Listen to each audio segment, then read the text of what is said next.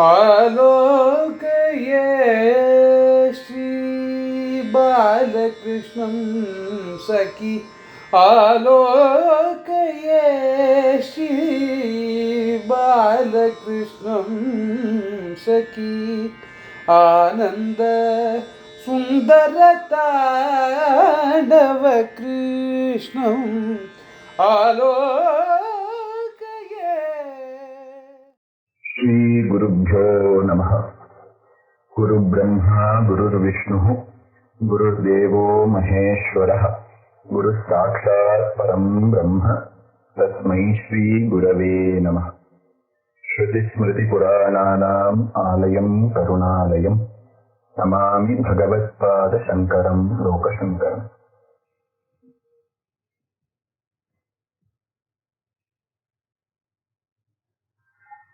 ಸಮಸ್ತ ನಾರಾಯಣೀಯ ಶ್ರೋತೃಗಳೇ, ಕಳೆದ ಸಂಚಿಕೆಯಲ್ಲಿ ನಾವು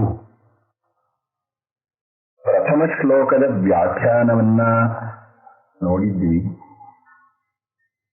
ಅದರಲ್ಲಿ ಹೇಗೆ ಗುರುವಾಯೂರಪ್ಪನಿಗೂ ಆ ನಿರ್ಗುಣ ಬ್ರಹ್ಮಕ್ಕೂ ಅಭೇದವನ್ನ ತೋರಿಸಿ ಕೊಟ್ಟರೋ ಭಟ್ಟಪಾದರು. ಮುಂದಿನ ಶ್ಲೋಕದಲ್ಲಿ ಸ್ವಲ್ಪ ಭಟ್ಟಪಾದರು ತಮ್ಮ ವ್ಯಥೆಯನ್ನ ಹೇಳ್ಕೊಡ್ತಾ ಇದ್ದಾರೆ.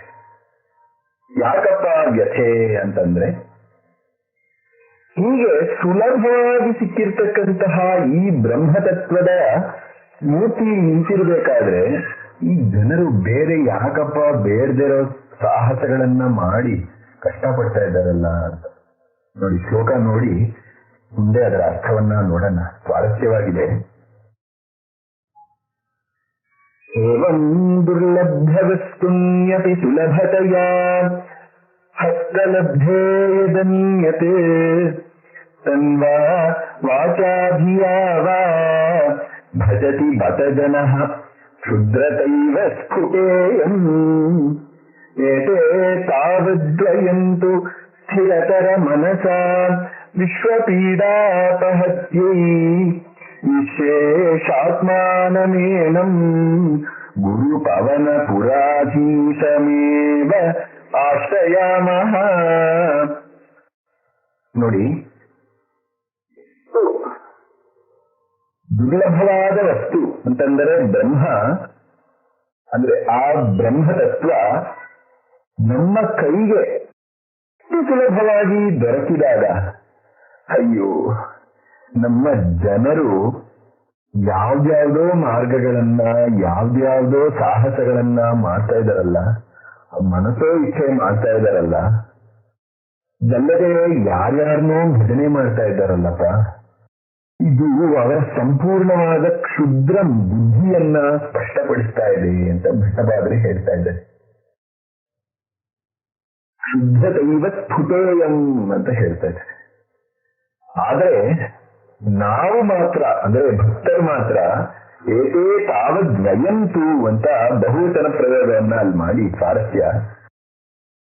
ಏತೇ ತಾವದ್ವಯಂತು ಸ್ಥಿರತರ ಮನಸ್ಸ, ನಾವು ಮಾತ್ರ ಅತ್ಯಂತ ಸ್ಥಿರವಾದ ಮನಸ್ಸಿನಿಂದ ಈ ವಿಶ್ವದ ಸಮಸ್ತ ಆರ್ತಿಗಳನ್ನು ನಾಶ ಮಾಡತಕ್ಕಂತಹ ಆ ಗುರುವಾಯೂರಪ್ಪನ ಒಬ್ಬನನ್ನೇ ನಾವು ಆಶ್ರಯಿಸೋಣ. ಗುರು ಪವನ ಪುರಾಧೀಶಮೇವ ಆಶ್ರಯಾಮಃ ಅಂತ ಭಟ್ಟಪಾದ ಹೇಳ್ತಾ ಇದ್ದಾರೆ. ನೋಡಿ, ಏವಂ ಅಂತ ಹೇಳ್ತಾ ಇದ್ದಾರೆ. ಏವಾನುಪದಂ ಪ್ರಯುಕ್ತಸ್ಯ ಸುಲಭತೆಯೇತಿ ಪದಸ್ಯ ಸಾಂಗತ್ಯಂ ಸಂಗಚ್ಛತೆ ಅಂತ. ಏವಂ ಅನ್ನುವ ಪದ ಹಿಂದೆ ಹೇಳಿದ ಮತ್ತು ಮುಂದೆ ಹೇಳಲಿರುವ ಆ ಸುಲಭವಾದ ಮೋಕ್ಷ ಸಾಧನವಾದ ಆ ಗುರುವಾಯೂರಪ್ಪನಿಗೆ ಅನ್ವಯ. ನೋಡಿ, ದುರ್ಲಭ್ಯ ವಸ್ತುನಿ ಅಂತ ಮುಂದೆ, ದುಃಖೇನ ಲಭ್ಯಂ ದುರ್ಲಭಂ ಅಂತ. ಅಂದರೆ ಯಾವುದೊಂದು ಅತ್ಯಂತ ಕಠಿಣ ಪರಿಶ್ರಮದಿಂದ ಸಿಗುತ್ತೋ ಅದು, ಅಂದರೆ ಬ್ರಹ್ಮ ಸಾಕ್ಷಾತ್ಕಾರ. ಅದು ಹೇಗಪ್ಪ ಸಿಗುತ್ತೆ ಅಂತಂದರೆ, ಈ ವೇದಾಂತ ಶಾಸ್ತ್ರಕ್ಕೆ, ಆ ವೇದಾಂತ ಶಾಸ್ತ್ರದಿಂದ ಸಿಗತ್ತೆ ಆ ಬ್ರಹ್ಮತತ್ವ. ಸ್ಫುಟವಾಗತ್ತೆ. ಆ ವೇದಾಂತ ಶಾಸ್ತ್ರವನ್ನ ಓದ್ಬೇಕು ಅಂದ್ರೆ ಕೆಲವು ಬೇಕಾಗಿರೋ ಗುಣಗಳು, ಪ್ರವೇಶ ಮಾಡಕ್ ಬೇಕಾಗಿರೋ ಗುಣಗಳು ಅವಶ್ಯ. ಅದು ಯಾವುದು ಅಂತಂದ್ರೆ ನಿತ್ಯಾನಿತ್ಯ ವಸ್ತು ವಿವೇಕ, ಇಹಾಮೂತ್ರಾರ್ಥ ಫಲಭೋಗ ವಿರಾಗ, ಸಮಾಧಿ ಷಟ್ಕ ಸಂಪತ್ತಿ, ಮುಮುಕ್ಷುತ್ವ, ಹೀಗೆ ಸುಮಾರು ಗುಣಗಳು ವೇದಾಂತ ಶಾಸ್ತ್ರಕ್ಕೆ ಪ್ರವೇಶಕ್ಕೆ ಅರ್ಹತೆಗೆ ಬೇಕಾಗಿರ್ತಕ್ಕಂತಹ ಗುಣಗಳು.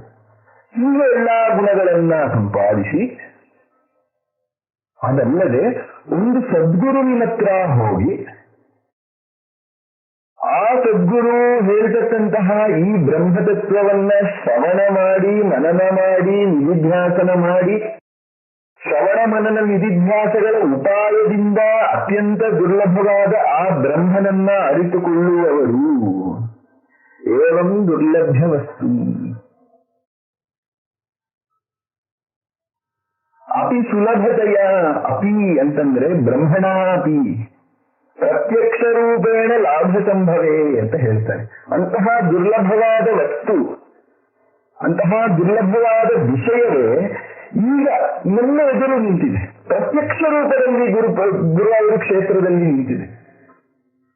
ಅದಕ್ಕೆ ಹೇಳ್ತಾರೆ ಹಸ್ತಲಭ್ಯೆ ಸುಲಭತೆಯ ಹಸ್ತಲಭ್ಯೆ ಜನಃ, ಅಂದರೆ ಸಮಸ್ತ ಜನರು ಇಲ್ಲಿ ಸುಲಭತೆಯ ಲಭ್ಯಮಾನೆ ಅಂತ, ಅಂದ್ರೆ ಸುಲಭತೆಯ ಲಭ್ಯಮಾನೆ ಅನಾದರಸ್ಯೈವ ದರ್ಶನ. ಈಗ ಸುಲಭವಾಗಿ ಸಿಕ್ಕರು ಅಥವಾ ಸುಲಭವಾಗಿ ಸಿಗೋದರಿಂದ ಆ ವಿಷಯದ ಮೇಲೆ ಅನಾದರ ಭಾವ, ಇದು ಪರವಾಗಿಲ್ಲ, ಇದೇ ಕನೆಪ ಅಂತ ಒಂದು ಕ್ಷುದ್ರ ಬುದ್ಧಿ. ಅದಕ್ಕೆ ಸಂಸ್ಕೃತದಲ್ಲಿ ಹೇಳ್ತಾರೆ ಪ್ರಯಾಗವಾಸಿ ಕೂಪೆ ಸ್ನಾನಂ ಸಮಾಚರತಿ ಅಂತ. ಒಬ್ಬ ಕಾಶಿವಾಸಿ ಯಾವುದೋ ಒಂದು ನದಿಯಲ್ಲೋ ಬಾವಿಯಲ್ಲೋ ಹೋಗಿ ಸ್ನಾನ ಮಾಡ್ತಾನೆ. ಪ್ರತ್ಯಕ್ಷ ಗಂಗೆ ಇದೆ, ಗಂಗೆ ಹರಿತಾ ಇದೆ ಅವನ ಊರು ಸಮೀಪದಲ್ಲೇ.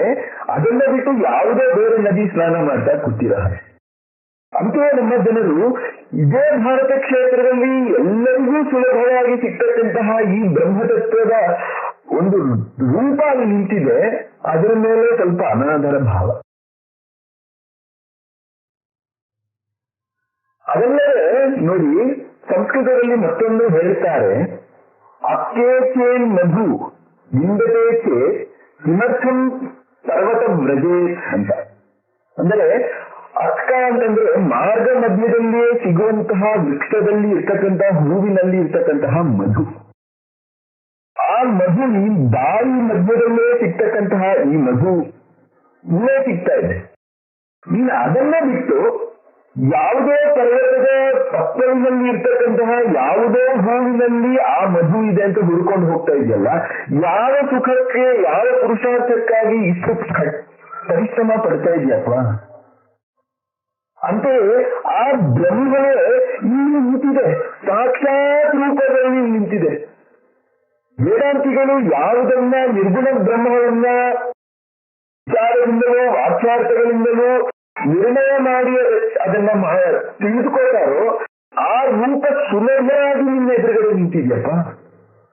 ಇಷ್ಟೆಲ್ಲ ಇರಬೇಕಾದ್ರೆ, ಇಷ್ಟು ಸುಲಭವಾಗಿರ್ಬೇಕಾದ್ರೆ ಯಾವ ಸುಖಕ್ಕೆ, ಯಾವ ಪುರುಷಾರ್ಥಕ್ಕಾಗಿ ನೀನು ಹೋಗಿ ಈ ತರ ಸಮಾಧಿ ಷಟ್ಕ ಸಂಪತ್ತಿ, ಮುಮುಕ್ಷುತ್ವ, ಶಮದಮ ಇದನ್ನೆಲ್ಲ ಸಂಪಾದನೆ ಮಾಡ್ಕೊಂಡು ಯಾಕೆ ಕಷ್ಟಪಡ್ತಾ ಇದೆಯಪ್ಪ? ಅದನ್ನ ಮನಸ್ಸಲ್ಲಿಟ್ಕೊಂಡು ಭಟ್ಟಪಾದ್ರಲ್ಲಿ ಹೇಳ್ತಾ ಇದ್ದಾರೆ, ಏವಂ ದುರ್ಲಭ್ಯ ವಸ್ತುನ್ಯಪಿ ಸುಲಭತೆಯ ಹಸ್ತಲಬ್ಧೇ ಜನ. ಅನ್ಯತೆ ಅಂತ ಒಂದು ಪದ ಇದೆ. ಅನ್ಯತೆ ಅಂತಂದ್ರೆ ಗುರುಪವನ ಪುರಾಧೀಶಾದ್ ಅನ್ಯತ್ ವಸ್ತು ದೇವತಾ ವಿಷಯಾಧಿಕಂವ ಅಂತ. ಅಂದರೆ ಗುರುವಾಯೂರಪ್ಪನನ್ನ ಹೊರತುಪಡಿಸಿ ಅವನನ್ನ ಬಿಟ್ಟು ಬೇರೆ ಯಾವುದೇ ದೇವತೆಗಳನ್ನಾಗಲಿ ಅಥವಾ ವಿಷಯಗಳನ್ನಾಗಲಿ ಅಥವಾ ಸಾಧನೆಗಳನ್ನಾಗಲಿ ಮಾಡ್ತಾ ಇರುವುದು ಅನ್ಯತೆ. ಮುಂದೆ ಇದೆ ತನ್ವಾ ವಾಚಾಧಿಯಾವ. ಇದರಿಂದ ಬೇರೆ ಬೇರೆ ರೀತಿಯಾದ ಸಾಧನ ಮಾರ್ಗಗಳನ್ನ ಭಕ್ತಿಗಳನ್ನ ತೋರಿಸ್ತಾ ಇದ್ದಾರೆ. ಅಂದ್ರೆ ಗುರುವಾಯೂರಪ್ಪನಿಂದ ಮಾಡ್ತಕ್ಕಂತಹ ಸಾಧನ ಭಕ್ತಿಗಳು ಸಾಧನೆಗಳು ಅದನ್ನ ತೋರಿಸ್ಕೊಡ್ತಾ ಇದ್ದಾರೆ. ತನ್ವ ಅಂತ ಒಂದು ಪದ ಇದೆ. ತನ್ವ ಎಂಬ ಪದದಿಂದ ಅರ್ಚನ ವಂದನ ನಮಸ್ಕಾರಗಳನ್ನ ಸೂಚಿಸ್ತಾ ಇದ್ದಾರೆ ಭಟ್ಟಪಾದರು. ವಾಚ ಅಂತ ಇದೆ. ವಾಚ ಅಂತಂದ್ರೆ ಮಾತು, ಅದರಿಂದ ಕೀರ್ತನೆಗಳನ್ನ ಸೂಚಿಸ್ತಾ ಇದ್ದಾರೆ. ಅಂದ್ರೆ ಗುರುವಾಯೂರಪ್ಪನ ಬಿಟ್ಟು ಬೇರೆ ಯಾವುದೋ ಕೀರ್ತನೆಗಳನ್ನ ಹಾಡ್ಕೊಂಡು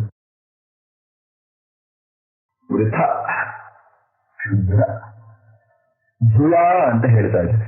ಜುಳ ಅಂತಂದ್ರೆ ಬುದ್ಧಿ, ಅಂದ್ರೆ ಶ್ರವಣ ಸ್ಮರಣ ಇತ್ಯಾದಿ ನವವಿಧ ಭಕ್ತಿಗಳನ್ನ ಅದರಲ್ಲಿ ಹೇಳ್ತಾ ಇದ್ದಾರೆ. ಭಜತಿ ಭಜಜನ ಅಂತ, ಭಜತಿ ಅಂದ್ರೆ ಭಜಿ ಸೇವಾಯಾಮ್ ಅಂತ, ಅಲ್ಲಿ ಅಕ್ಲಕಾರ ರೂಪ ಸೇವತೆ ಅಂತ. ಬತ ಅಂದ್ರೆ ಬತೇತಿ ಕಷ್ಟೇತ್ಯರ್ಥ ಅಂತ, ಕಷ್ಟ ಪಡ್ತಾ ಇದ್ದಾರೆ ಜನಗಳು. ಅದನ್ನ ನೋಡಿ ಇವರಿಗೆ ಇಷ್ಟು ಸುಲಭವಾಗಿದೆಯಪ್ಪ, ಏನು ಮಾಡ್ಬೇಕಾಗಿಲ್ಲ, ಸುಮ್ಮನೆ ಒಂದು ಬೆಂಗು ಬಂಡಿಯನ್ನ ಹಿಡಿದು ಗುರುವಾಯೂರ ಕ್ಷೇತ್ರಕ್ಕೆ ಹೋಗಿ ಆ ಬ್ರಹ್ಮನನ್ನ ನೋಡ್ಬೋದು. ಪುಟವಾಗಿ ಪ್ರತ್ಯಕ್ಷ ರೂಪದಲ್ಲಿದೆ.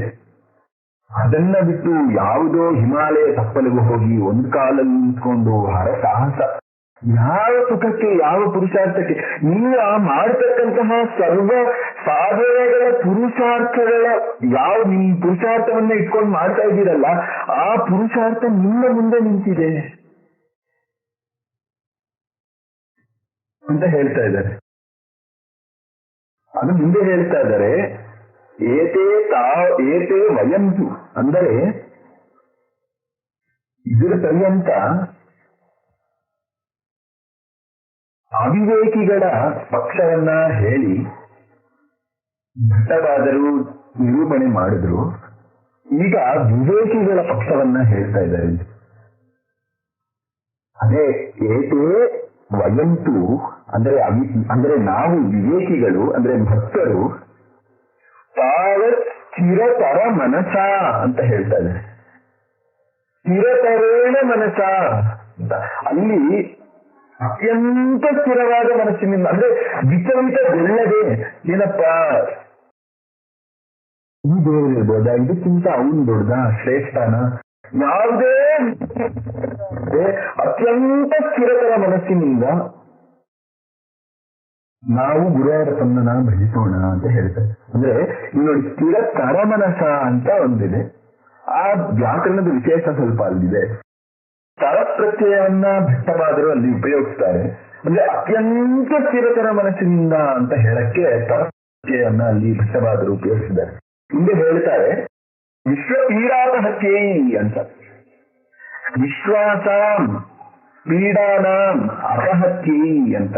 ಅಂದರೆ ಇಲ್ಲಿ ಗುರುವಾಯೂರಪ್ಪನ್ನ ಪೂಜೆ ಮಾಡುವುದರಿಂದ, ಭಜನೆ ಮಾಡುವುದರಿಂದ, ದರ್ಶನ ಮಾತ್ರದಿಂದ, ಧ್ಯಾನ ಮಾತ್ರದಿಂದ ಸಿಗ್ತಕ್ಕಂತಹ ಪ್ರಯೋಜನವನ್ನ ಪ್ರತಿಪಾದನೆ ಮಾಡ್ತಾ ಇದ್ದಾರೆ.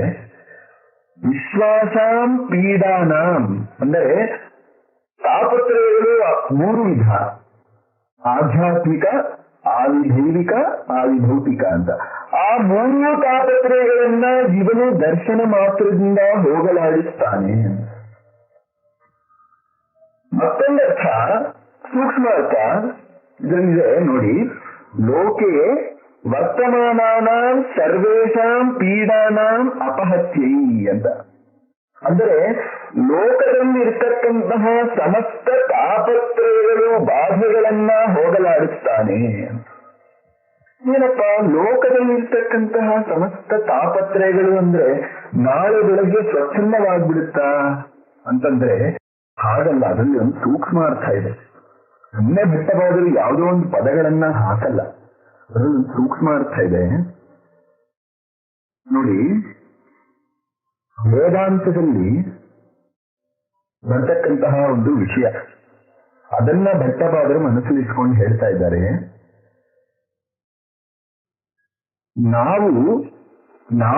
ನಾನು ಸಂಸಾರಿ, ನನಗೆ ದುಃಖ ಇದೆ, ನಾನು ಇಂತಹವನು ಅಂತ ಹೇಳಿ ಬಹು ಪ್ರಕಾರವಾಗಿ ಕಷ್ಟಗಳನ್ನ ಅನುಭವಿಸ್ತಾ ಇದೀವಿ. ಈ ಕಷ್ಟಗಳು, ಈ ಅನರ್ಥಗಳು, ಈ ಕೋಲಾಹಲಕ್ಕೆಲ್ಲ ಒಂದೇ ಮೂಲ, ಅದು ಲೋಕ. ಅಂದರೆ ನಾವು ನಮ್ಮ ಮೇಲೆ ಮಾಡಿಕೊಂಡಿರ್ತಕ್ಕಂತಹ ಅಧ್ಯಾರೋಪಗಳನ್ನ, ಆ ಆವರಣ ಇದನ್ನ ಈ ಗುರುವಾಯೂರಪ್ಪನ್ ನಿವಾರಿಸಿ ಅದನ್ನ ತೆಗೆದು ಆ ಬ್ರಹ್ಮತತ್ವವನ್ನ ತೋರಿಸ್ಕೊಡ್ತಾನೆ ಅಂತ. ಆ ಬ್ರಹ್ಮ ಸತ್ಯತ್ವವನ್ನ ತೋರಿಸ್ಕೊಟ್ಟು ನಿನ್ನ ಮೇಲೆ ನೀನ್ ಮಾಡಿಕೊಂಡಿರ್ತಕ್ಕಂತಹ ಅಧ್ಯಾರೋಪಗಳನ್ನ ನಿಶ್ಚಯವನ್ನಾಗಿ ಮಾಡಿಸಿ ಜಗನ್ನಿಶ್ಚಯನ್ನ ಮಾಡಿ ಆ ಸಾಕ್ಷಾತ್ಕಾರವನ್ನ ನಿನಗೆ ಕೊಡ್ತಾನೆ ಅಂತ ಭಟ್ಟರಾದರು ಈ ಸೂಕ್ಷ್ಮಾರ್ಥವನ್ನ ಮನಸ್ಸಲ್ಲಿಸ್ಕೊಂಡು ಹೇಳ್ತಾರೆ, ವಿಶ್ವ ಪೀಡಾಪಹತ್ಯೈ.